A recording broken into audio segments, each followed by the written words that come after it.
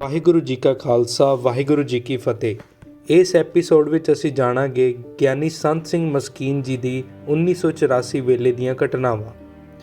ਜੀਵਨ ਦੇ ਇਸ ਦੌਰ ਵਿੱਚ ਇੱਕ ਅੰਦਾਜ਼ੇ ਦੇ ਮੁਤਾਬਿਕ 1980 ਵਿੱਚ ਮੈਨੂੰ ਲੁਧਿਆਣੇ ਵਿੱਚ ਇੱਕ ਅਜਿਹੇ ਪ੍ਰਤਿਭਾਸ਼ਾਲੀ ਬਜ਼ੁਰਗ ਮਿਲੇ ਜੋ ਕਹਿਣ ਲੱਗੇ ਕਿ ਗਿਆਨੀ ਜੀ, ਮੈਂ ਤੁਹਾਨੂੰ ਕੁਝ ਜ਼ਰੂਰੀ ਗੱਲਾਂ ਕਹਿਣ ਲਈ ਆਇਆ ਹਾਂ, ਇਸ ਲਈ ਕਮਰੇ ਵਿੱਚੋਂ ਤੁਸੀਂ ਬਾਕੀ ਸਭ ਨੂੰ ਬਾਹਰ ਕੱਢ ਦਿਓ।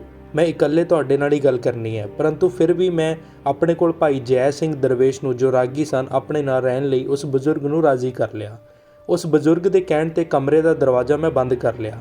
ਉਹ ਮੈਨੂੰ ਕਹਿਣ ਲੱਗੇ ਕਿ ਦਰਬਾਰ ਸਾਹਿਬ ਦਾ ਸਾਰਾ ਤੋਸ਼ਾਖਾਨਾ ਦਿੱਲੀ ਪਹੁੰਚਾ ਦਿਓ। ਮੈਂ ਕਿਹਾ ਕਿ ਇਹ ਮੈਂ ਕਿਸ ਤਰ੍ਹਾਂ ਕਰ ਸਕਦਾ ਹਾਂ। ਮੈਂ ਉਹਨਾਂ ਦਿਨਾਂ ਵਿੱਚ ਧਰਮ ਪ੍ਰਚਾਰ ਕਮੇਟੀ ਦਾ ਮੈਂਬਰ ਜ਼ਰੂਰ ਸਾਂ ਅਤੇ ਕੁਝ ਮਹੀਨੇ ਤੱਕ ਰਿਹਾ।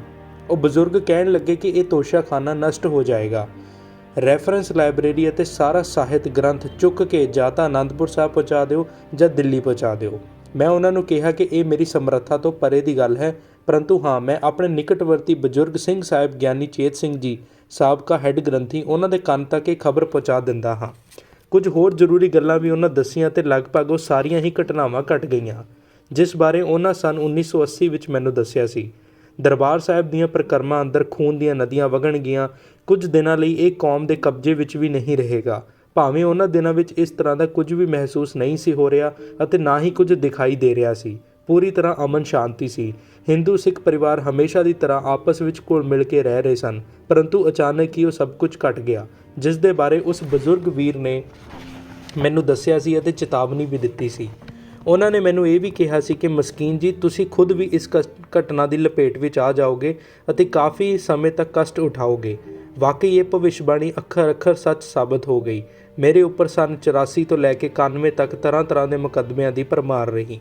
ਜਦੋਂ ਵੀ ਮੈਂ ਪੇਸ਼ੀ ਭੁਗਤਣ ਜਾਂਦਾ ਸਾਂ ਤਾਂ ਉਸ ਬਜ਼ੁਰਗ ਦੀ ਭਵਿੱਖਬਾਣੀ ਮੇਰੀਆਂ ਅੱਖਾਂ ਦੇ ਸਾਹਮਣੇ ਆ ਜਾਂਦੀ ਅਤੇ ਪਛਤਾਵਾ ਹੋਣ ਲੱਗ ਪੈਂਦਾ ਕਿ ਕਾਸ਼ ਅਸੀਂ ਉਸ ਸਮੇਂ ਇਸ ਗੱਲ ਨੂੰ ਸੰਜੀਦਗੀ ਨਾਲ ਲੈਂਦੇ ਅਤੇ ਜ਼ਿੰਮੇਵਾਰ ਪੰਥਕ ਲੀਡਰ ਮਿਲ ਕੇ ਕੋਈ ਪ੍ਰਬੰਧ ਕਰ ਲੈਂਦੇ ਤਾਂ ਅੱਜ ਸਾਨੂੰ ਇਹ ਦਿਨ ਨਾ ਦੇਖਣ ਪੈਂਦੇ ਅਤੇ ਨਾ ਹੀ ਸਾਡੀਆਂ ਆਤਮਾਵਾਂ ਗੁਰੂ ਘਰ ਦਾ ਅਪਮਾਨ ਸਹਿਣ ਸਕਦੀਆਂ ਸਨ।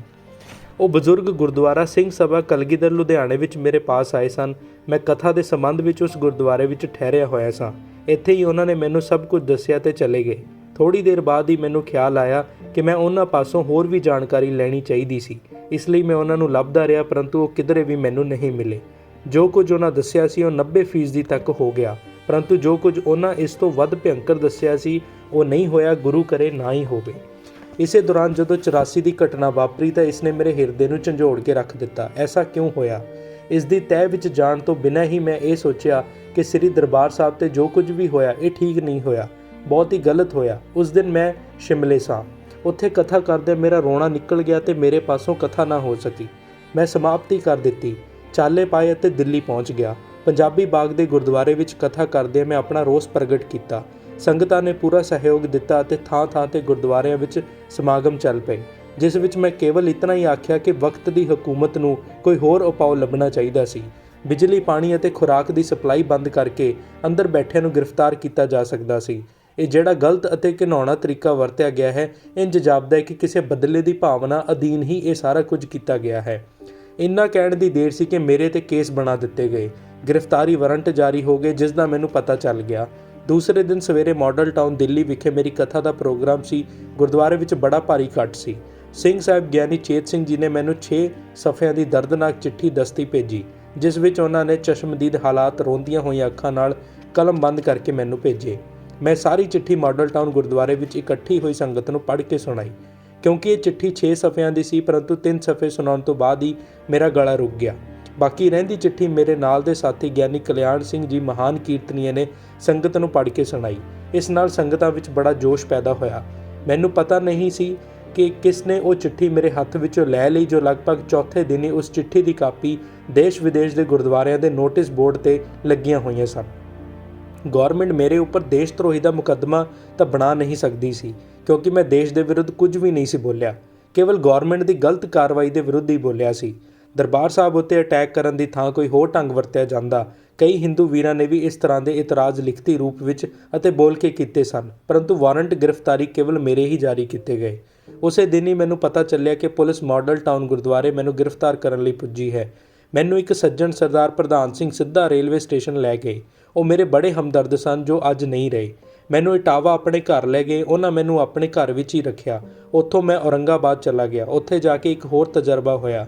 ਉੱਥੇ ਮੇਰੇ ਇੱਕ ਦੋ ਪੁਰਾਣੇ ਗੂੜ੍ਹੇ ਮਿੱਤਰ ਸਨ ਅਤੇ ਮੇਰੀ ਬੜੇ ਪਿਆਰ ਨਾਲ ਸੇਵਾ ਕਰਦੇ ਸਨ। ਮੇਰੀ ਗ੍ਰਿਫਤਾਰੀ ਦੀਆਂ ਖਬਰਾਂ ਸੁਣ ਕੇ ਉਹਨਾਂ ਗੂੜ੍ਹੇ ਮਿੱਤਰਾਂ ਨੇ ਅੱਖਾਂ ਫੇਰ ਲਈਆਂ ਸਨ। ਮੈਂ ਉੱਥੋਂ ਹਜ਼ੂਰ ਸਾਹਿਬ ਚਲਾ ਗਿਆ, ਫਿਰ ਉੱਥੋਂ ਬਿਦਰ ਚਲਾ ਗਿਆ, ਫਿਰ ਮੈਂ ਉੱਥੋਂ ਰਾਏਪੁਰ ਚਲਾ ਗਿਆ। ਇਸ ਤਰ੍ਹਾਂ ਮੈਂ ਲਗਭਗ 6 ਮਹੀਨੇ ਥਾਂ ਭਰਮਣ ਕਰਦਾ ਰਿਹਾ। ਕਿਤੇ ਕਿਤੇ ਕਥਾ ਵੀ ਕਰਦਾ ਰਿਹਾ। ਕਈ ਥਾਵਾਂ 'ਤੇ ਪ੍ਰਬੰਧਕ ਮੈਨੂੰ ਕਥਾ ਕਰਨ ਲਈ ਸਮਾਂ ਦੇਣ ਤੋਂ ਸੰਕੋਚ ਕਰਦੇ ਰਹੇ। ਮੈਂ ਫਿਰ ਦਿੱਲੀ ਪਹੁੰਚਿਆ। ਘਰ ਸਾਡਾ ਕੁਰਕ ਹੋ ਚੁੱਕਾ ਸੀ ਅਤੇ ਬੱਚੇ ਤੰਗ ਹੋ ਰਹੇ ਸਨ। 6 ਮਹੀਨਿਆਂ ਤੋਂ ਉਹਨਾਂ ਨਾਲ ਮੇਰਾ ਕੋਈ ਸਬੰਧ ਨਹੀਂ ਜੁੜ ਸਕਿਆ ਸੀ। ਸੰਤ ਲੌਂਗੋਵਾਲ ਜੀ ਨੇ ਫ਼ੋਨ 'ਤੇ ਸੰਦੇਸ਼ ਦਿੱਤਾ ਕਿ ਤੁਸੀਂ ਗ੍ਰਿਫਤਾਰੀ ਦੇ ਦਿਓ, ਥਾਂ ਤੁਸੀਂ ਕਦ ਤੱਕ ਭੱਜੋਗੇ। ਮੈਂ ਗੁਰਦੁਆਰਾ ਰਕਾਬਗੰਜ ਸਾਹਿਬ ਮੱਥਾ ਟੇਕਣ ਆਇਆ।